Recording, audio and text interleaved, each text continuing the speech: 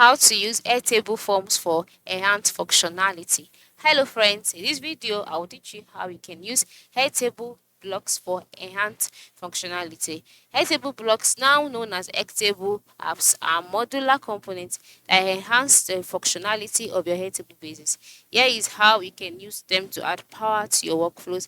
The first way is to log in into your Airtable, and then once you're logged in, just go ahead and navigate to your Airtable base.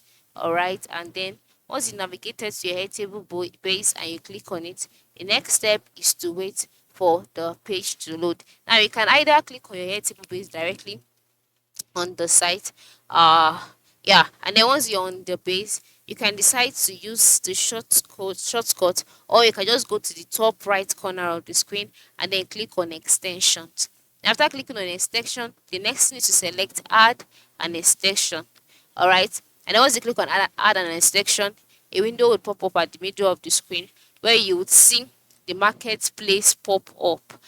All right, so you can see marketplace extension, and then in this extension, the next thing to do is to select build a custom extension at the top part of the screen if you want to create something unique. All right, so once you click on it, you can see the different options available. So in the extension name, just go ahead and type in the name blocks cdk. Sorry, blocks sdk. Enter it to search for it. All right, so after clicking on it, you can see another box being displayed asking you to install the blocks CLA. So you can just go ahead, install it, and after installing it, you can now utilize this block to create real-time interactive extensions.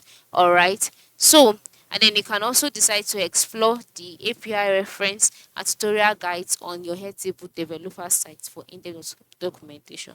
So you can just click on continue at this point, and then you can see run the extension developer mode, etc. Click on continue, and then you'll be asked to input the extension URL. Just go ahead, fill in all of this, and from there you'll be able to